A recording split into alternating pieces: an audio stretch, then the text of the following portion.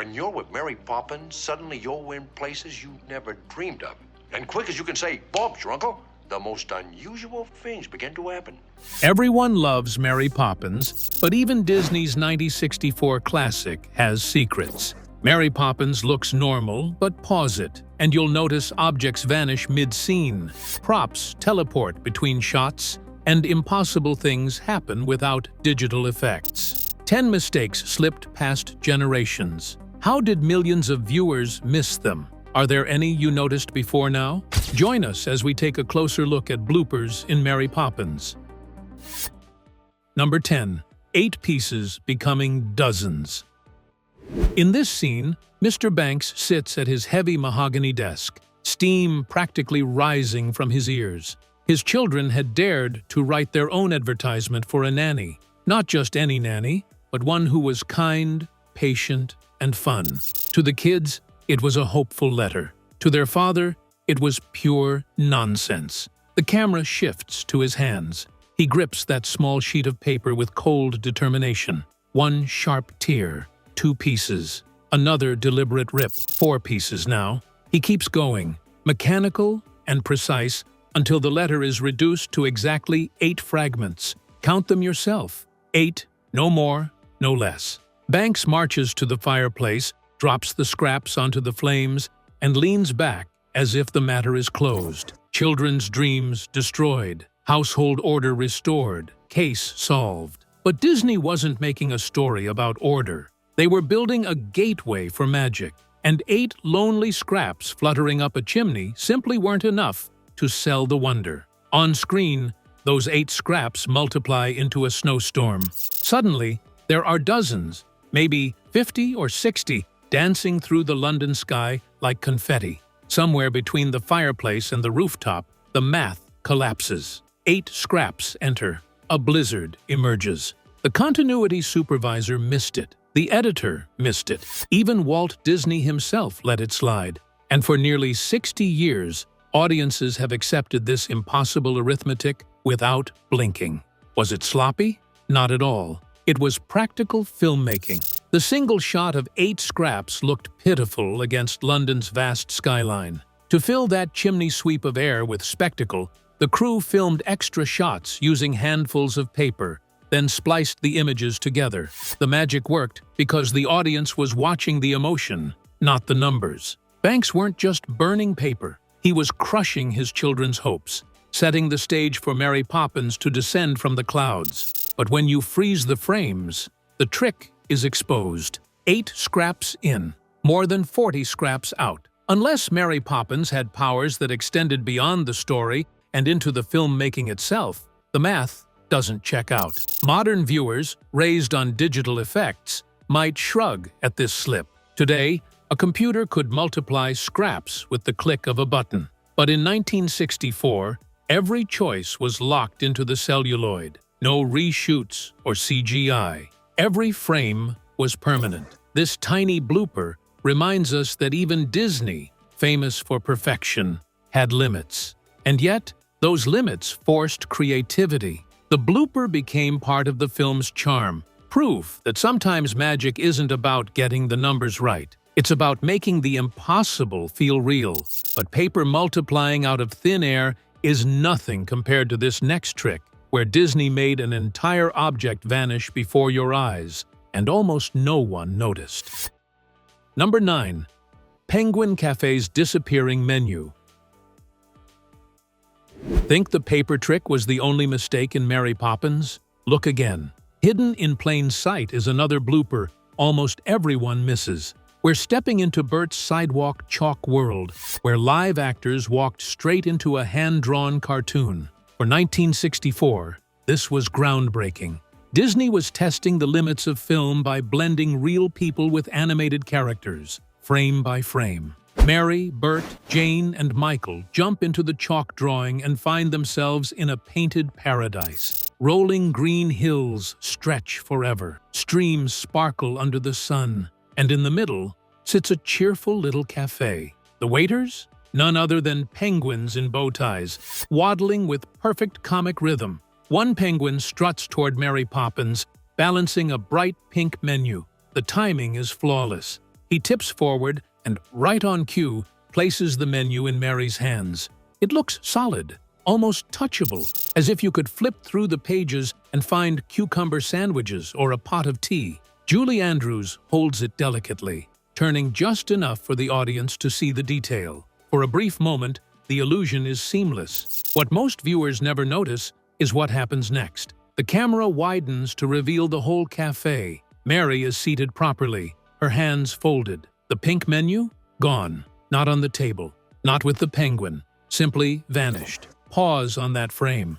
Her gloves are empty. The animated waiter continues his routine as though nothing is missing, but the carefully crafted prop has disappeared between cuts. It's a textbook continuity slip, hiding in one of cinema's most enchanting sequences. The reason is in the brutal difficulty of combining live action with animation. During filming, Julie Andrews really held a prop. The penguins, however, only existed later on paper. To merge the two, animators relied on still photographs of the live-action performance. If the reference image didn't show the menu, they couldn't account for it. They simply drew Mary without it. Another possibility is that the menu itself was inserted later, painted directly onto the live-action footage for the close-up shot. When editors switched to the wider frame, the detail was forgotten. In 1964, every effect was manual. There were no digital checks, no computers to flag missing props. A single oversight was carved into celluloid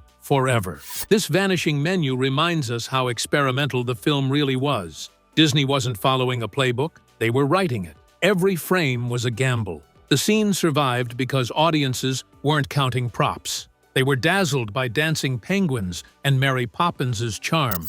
And in the end, that sense of wonder mattered more than perfect continuity. If you think a disappearing menu is strange, wait until you see when Mary Poppins herself bends the rules of reality. Number 8. Mary's magical soot removal. Here's where Disney's perfectionist image takes a hit. The mistake hides inside one of the most joyful sequences in Mary Poppins, the rooftop celebration with the chimney sweeps. What should feel like pure magic instead reveals one of Disney's most glaring continuity slips.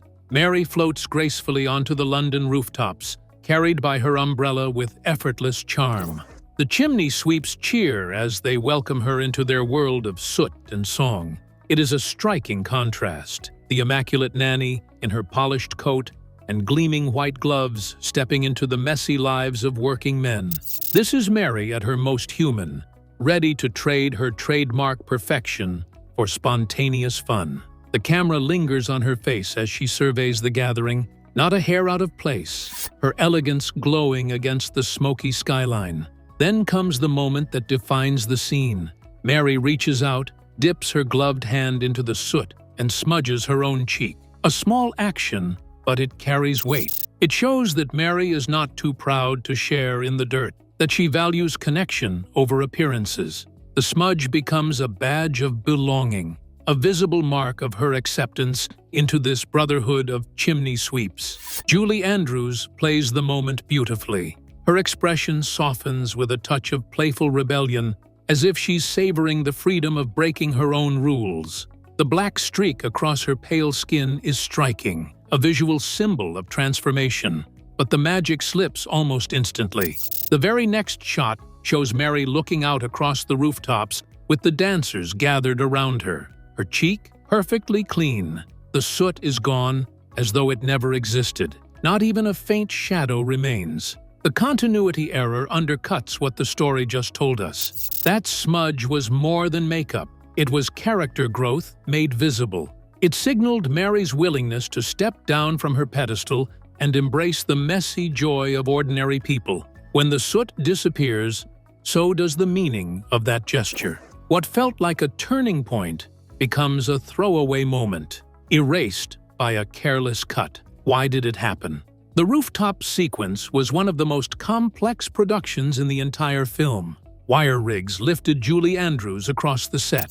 Dozens of dancers performed precise choreography in narrow spaces. Multiple cameras rolled from different angles to capture the sweeping scale of the number. Amid all this chaos, maintaining a tiny soot smudge may have felt trivial, Makeup crews likely cleaned her face between takes for comfort or visibility. And when the editors pieced the footage together, they prioritized the grandeur of London's skyline over the continuity of a single prop detail. But if Mary's vanishing soot smudge left you puzzled, her very first appearance takes the trick even further. Because this time, it isn't a little detail that disappears, it's the very objects that define her magic. Number 7. Vanishing magic props.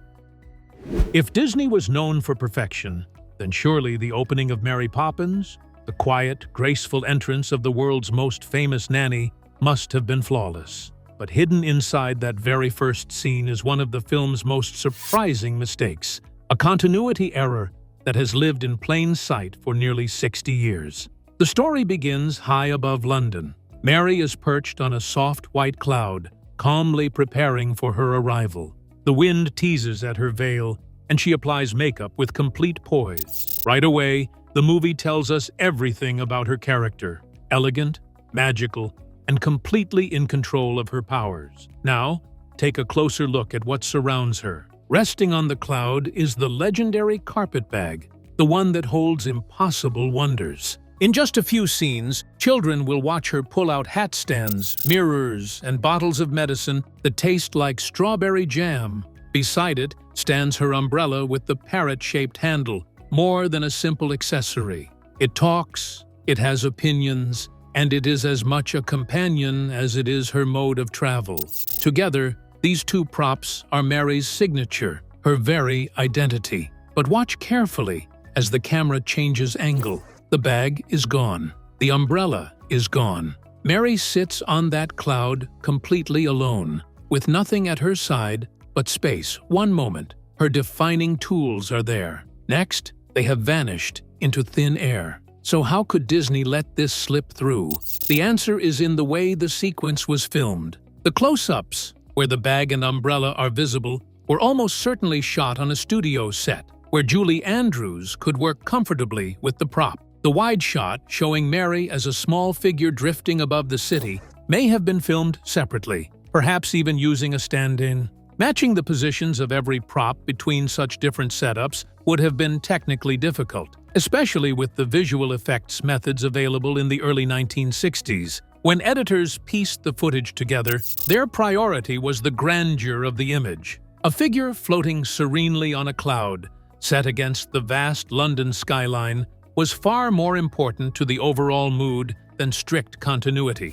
The carpet bag and umbrella became silent casualties in the pursuit of spectacle. Still, once you've spotted it, you can never unsee it. Mary Poppins' missing bag and umbrella must have left you scratching your head, right? Just wait until you see a costume piece that seems to have a mind of its own. Number 6. Mrs. Banks' physics-defying sash.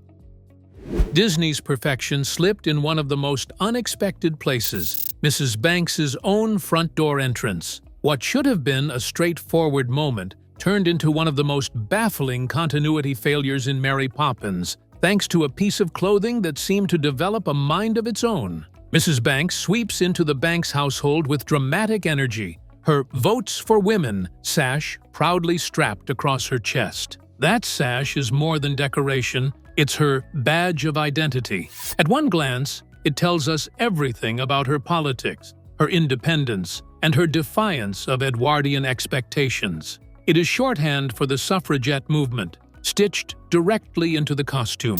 But as she twirls and gestures, the sash begins to misbehave. Watch closely. One moment, the words "Votes for Women" face the audience with bold clarity. Next, the entire sash has flipped backwards, the lettering turned away, as if the message no longer exists. Physically, this should be impossible. Mrs. Banks never touches the fabric, never adjusts it with her hands. Yet the sash seems to leap into new positions entirely on its own. The strangeness doesn't stop there. With every new cut, the sash corrects itself. The message is suddenly visible again, lying neatly across her chest. Then another angle shows it twisted out of place. Back and forth it goes, obeying no rules of movement or fabric. The sash behaves less like a costume accessory and more like a living character, rebellious, unpredictable, and strangely fitting for the spirited suffragette it represents. This is not a small detail like a crooked tie or a shifted hat. The sash dominates her entire costume, and its defiance of physics is impossible to ignore once spotted. It undermines the continuity of the scene, breaking the visual rhythm that Disney usually protected so carefully. All this happened because of Glynis Johns's performance. She plays Mrs. Banks with tremendous vigor, arms swinging, voice projecting, body spinning through the entryway. That physical energy is exactly what makes the character so memorable, but it also created chaos for the wardrobe. Between takes, the sash would shift naturally. When the cameras rolled again, the fabric had moved into an entirely different position, and no one seemed to reset it with precision. And yet, there's an odd charm to it. The sash's refusal to obey the laws of nature almost feels like an extension of Mrs. Banks herself. Just as she challenges the rigid rules of Edwardian society, her costume refuses to follow conventional order. The error turns into an accidental metaphor, as if her clothing joined the fight for rebellion. What was supposed to be a clean political statement became one of Disney's strangest bloopers, an accessory that rewrote the laws of physics on its own terms. After Mrs. Banks's sash staged its own little rebellion, the next mistake shifts us from the front door to the sidewalk, where Bert's chalk drawing quietly rewrites itself into something impossible. Number 5. Bert's bridge gains an extra archway. Even Disney's sharpest eyes missed this one, and it all begins with Bert's chalk masterpiece on a London street. What seems like a harmless drawing becomes the exact moment where Disney's live-action team lost step with their animation department. Bert kneels on the pavement, sketching with his usual theatrical flair. His artwork unfolds into a charming countryside scene, rolling green hills, a winding river, and a little stone bridge tying it all together.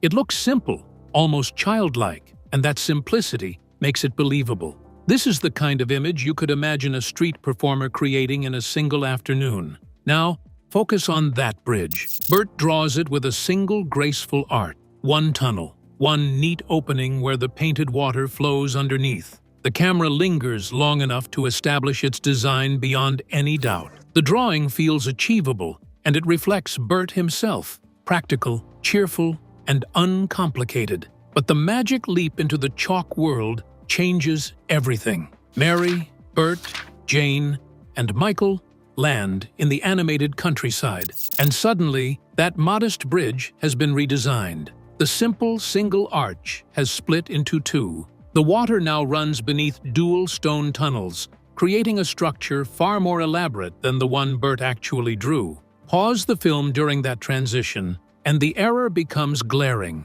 The bridge literally gains an extra arch in the move from live action to animation. What began as straightforward street art transforms into an architectural upgrade that defies the logic of the story. This wasn't an intentional artistic flourish. The live action footage and the animated world are supposed to match seamlessly. Instead, the animators appear to have worked from memory or concept sketches, ignoring the bridge Bert physically drew on set. The two departments, live action and animation, were clearly not working in perfect sync. That disconnect exposes just how chaotic Disney's production could be behind the polished surface. In 1964, different teams often developed sequences at the same time. One crew created the chalk drawings, while another designed animated settings. Somewhere in that process, communication slipped, and by the time the final cut was assembled, the bridge had grown a new arch. Today's digital tools would prevent a slip like this. But in the 60s, with everything painted, filmed, and combined by hand, mistakes were inevitable. Bert's bridge remains one of the clearest examples, an everyday street drawing turned into an impossible structure, caught forever on film. As if bridges sprouting extra arches weren't enough, Mary's most trusted accessory decided to join the blooper reel, slipping between shots with a trick even she never performed on purpose. Number 4. Mary's rooftop bag transportation trick. But Disney wasn't done breaking physics. Mary's carpet bag performs the film's most elegant impossibility during the rooftop sequences, a seamless trick that fooled audiences for 60 years. The London rooftop scenes showcase Mary at her most graceful. She floats through the night sky with balletic precision, joining Bert and the chimney sweeps for their elevated celebration.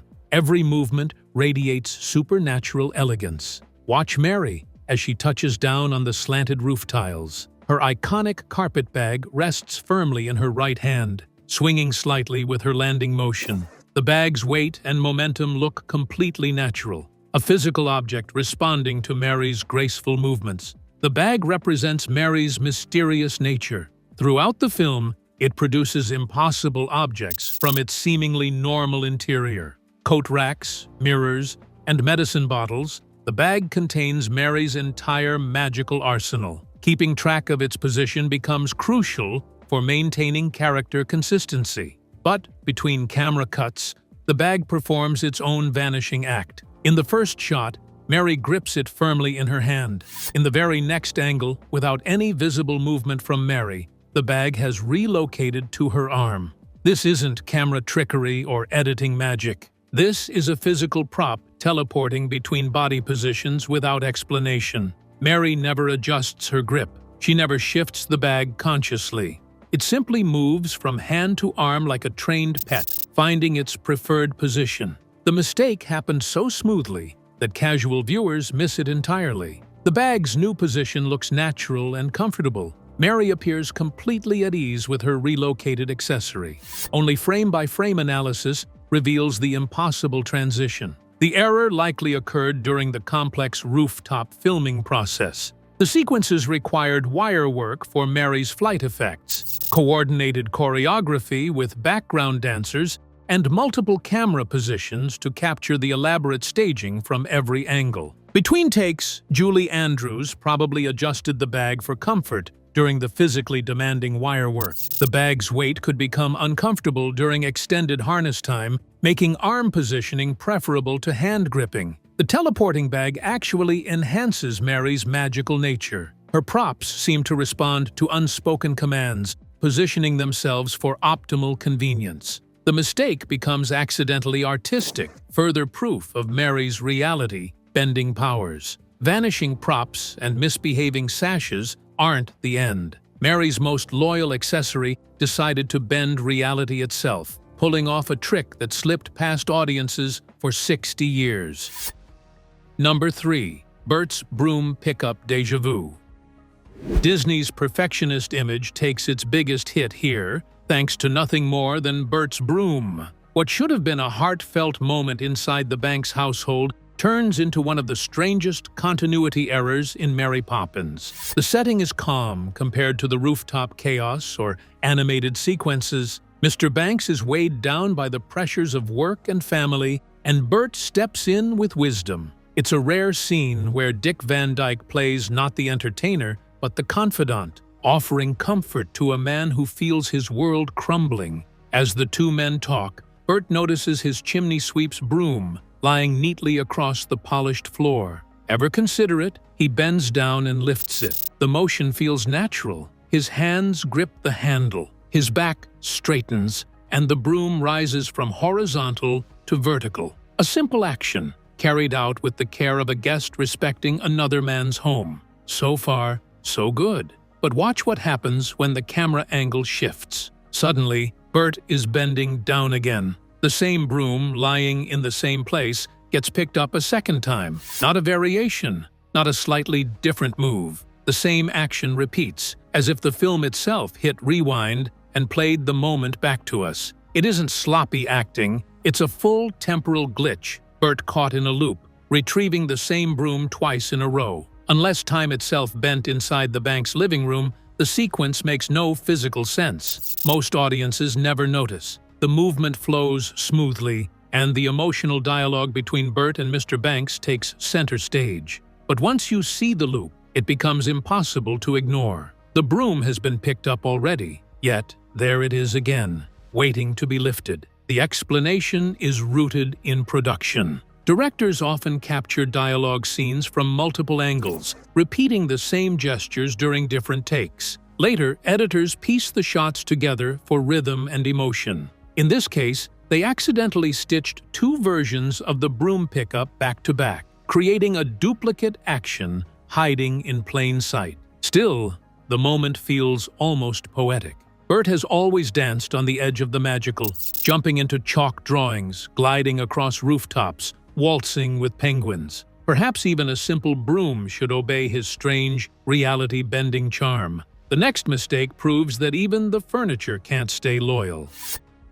Number 2. Self-rearranging telephone cord. Think you've spotted every mistake in Mary Poppins? Most people miss this one completely. It happens during one of the most emotional moments in the film, Mr. Banks's frantic search for his missing children. The scene strips away his usual banker's confidence. Instead of the calm, disciplined father, we see a man overtaken by fear. His voice wavers, his hands tremble, and he clings to the one lifeline available in 1960s London, the black rotary telephone. The telephone itself is a period-perfect prop, a heavy device anchored to the wall by a long, coiled cord. That spiral cord was more than decoration. It was practical engineering, allowing freedom of movement while tethering the receiver safely to the base. Now, watch that cord carefully. At first, it hangs naturally beside Mr. Banks. Loose spirals drape downward, pulled gently by gravity. It looks ordinary, exactly as it should. But when the camera angle shifts, something bizarre happens. The cord has changed shape entirely. Those relaxed coils have tightened into compact spirals, shorter and more rigid, as if the telephone had been stretched or twisted between takes. No one touches the cord. Mr. Banks doesn't shift position, yet the cord rearranges itself like a living thing. This isn't a small drift in position. It's a complete reconfiguration of length and shape, visible the instant you compare the shots. In one frame, the cord looks long and loose. In the next, it appears compressed and tight. Physics doesn't work that way. The error stands out because cords behave predictably. Tension, gravity, and momentum all follow rules. Once a cord is hanging in place, it won't magically shrink or tighten unless someone interferes. That means the sudden transformation could only have happened behind the scenes. The explanation is practical. Emotional scenes like this require multiple takes, often from different angles. David Tomlinson delivered an intense performance as Mr. Banks, and during resets, the phone or its cord may have been adjusted to suit the new camera setup. Continuity staff should have restored the cord's original position, but in the heat of the moment, focus stayed on capturing raw emotion rather than checking prop physics. And yet, the mistake almost feels symbolic. Mr. Banks is unraveling before our eyes, his structured world collapsing into chaos. Even the telephone, the very tool he's using to regain control, betrays him by shifting shape. The distorted cord mirrors his own unraveling mind, where nothing feels stable anymore. Accidental or not, the scene works because of its intensity. Mr. Banks is no longer the polished banker. He is simply a father in crisis, and in that moment, even his telephone seems to share his panic. Number 1. Bank President's mysteriously mobile foot. Only the sharpest film detectives ever catch this one. Deep inside the Grand Fidelity Fiduciary Bank, the elderly Emmer Dawes Sr. shuffles into view. His frail, unsteady movements add comic relief, but his wandering foot hides one of Mary Poppins's most subtle continuity errors. The bank itself sets the stage with remarkable detail. Gleaming marble floors, towering columns, and ornate patterns create an atmosphere of power and intimidation. Disney's team built the set to reflect the institution's grandeur and its rigid hierarchy, where every surface reinforces the idea of authority. Into this space totters Mr. Dawes Sr. Each step looks careful, almost uncertain, as though age has turned walking itself into a balancing act. The actor captures the vulnerability of an old man lost inside an unforgiving corporate temple. Now focus on his left foot. As he settles into position for dialogue, it lands squarely on a bold black line decorating the marble floor. That line is not a coincidence. It frames the shot, gives the actor a clear blocking reference, and ensures his exact placement remains consistent between angles. But when the camera shifts, something has changed. The foot is no longer resting on the line. Instead, it has drifted several inches backward, leaving an empty marble between the shoe and the marker. No shuffle is visible, no movement shown, yet his stance has shifted. This is not the kind of glaring mistake that leaps out at first glance. It is subtle, almost invisible, unless you compare frames carefully. In one shot, the position is exact. In the next, it is comfortably wrong. Ordinarily, a continuity supervisor ensures such details remain identical across shots. But with numerous characters on set, elaborate costumes, and technical demands pulling attention elsewhere, this foot shift likely escaped notice. What makes the slip so fascinating is how well it suits the character. Mr. Dawes Sr. is portrayed as frail, forgetful, and slightly unstable. A foot that seems to wander without reason fits perfectly with his physical uncertainty. The mistake becomes less of a disruption and more of an unintentional extension of the performance. For viewers willing to look closely, this tiny error becomes a hidden gem. These 10 impossible mistakes tell a story about 1964 filmmaking with no digital fixes, no computer graphics, just humans creating miracles with cameras and dreams. Thank you for watching. Like, comment, and subscribe. Also check out another interesting video by clicking on the link shown on your screen. See you on the other side.